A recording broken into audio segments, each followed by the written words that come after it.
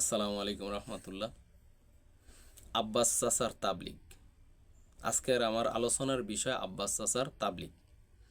আমি সাভারে খুবই অল্প সময় একটা জায়গায় ছিলাম।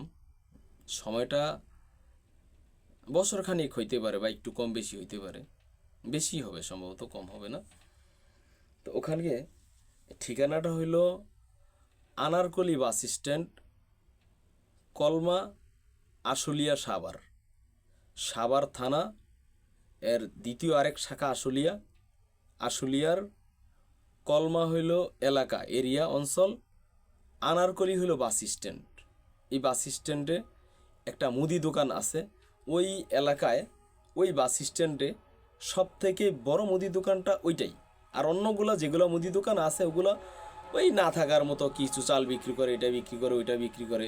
ওখানে আরেকটা বড় দোকান আছে অবশ্য, ইব্রাহিম ভাই আরেকটা বড় দোকান আছে। উনি হইল আব্দুল গফুর চাচার বাড়িতে থাকে, দোকানদার আর কি, আব্দুল গফুর চাচার বাড়ির দোকানদার। আর যিনি আব্বাস চাচা, তিনি হইলেন জহির চাচার দোকানদার। জহির চাচা এক সময় বিএনপির খুব ভারী মাপের নেতা ছিল এবং বিজ্ঞ একজন নেতা ছিল জহির চাচা। জহির চাচারা সম্ভবত 4 ভাই না 5 ভাই, এটা আমার ঠিক স্মরণে নাই।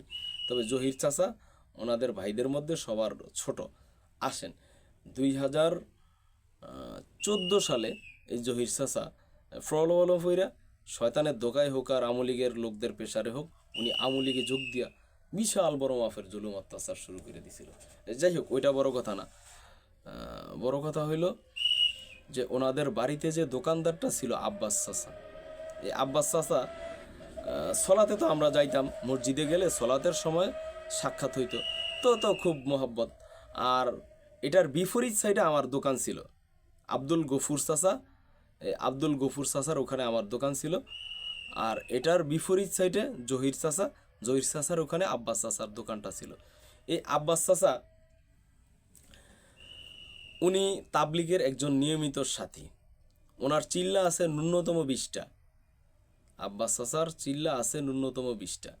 এই আব্বাস চাচা তাবলিগে চলে যাইত। আমি ওনার স্ত্রীরে কখনো মাথায় কাপড় দিতে দেখি না। এই তাবলিগের আব্বাস চাচা যিনি নিয়মিত, উনি ওই আউকফারা কলমার আমির ছিল।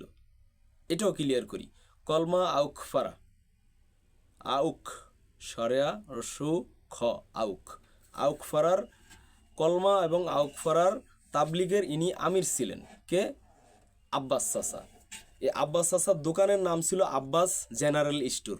এটা হলো আনারকলি বাস স্ট্যান্ড, কলমা, আশুলিয়া, সাভার। আচ্ছা, ওখানে যদি এখনও যান, আপনি যদি সাভার থেকে ঢুকেন, সাভার থেকে 20 মাইল দিয়ে ডান দিকে ঢুকা লাগে। আর আশুলিয়া দিয়ে আসলে তো ডাইরেক্ট আশুলিয়া বাজার থেকেই ঢুকে রাস্তাটা। আচ্ছা, তো এই আব্বাস চাচা হইল কলমা আউকফারার আমির ছিলেন। ওনার স্ত্রীরে আমি কখনো মাথায় কাপড় দিতে দেখি না, আমার জীবনে একদিনও দেখি না। আসেন এবার, এই ওনার স্ত্রীরে উনি দিয়া যাইত দোকানে। উনি দোকানদারি করতে করতে অনেক পুরুষের সাথে তার অনৈতিক কাজ হয়ে গেছে এবং অবৈধ কাজে সে ধরাও খাইছে কয়েকবার। তো আব্বাস চাচা বলতো এগুলো পাবলিকের বানোয়াট কথা, ওই যে মহিলা মানুষ দোকানদারি করে, আমার একটু উপকার, ওইটা মানুষের সহ্য হয় না। এটা আব্বাস চাচা বলতো যে তার উপকার যে হয় এটা মানুষের সহ্য হয় না।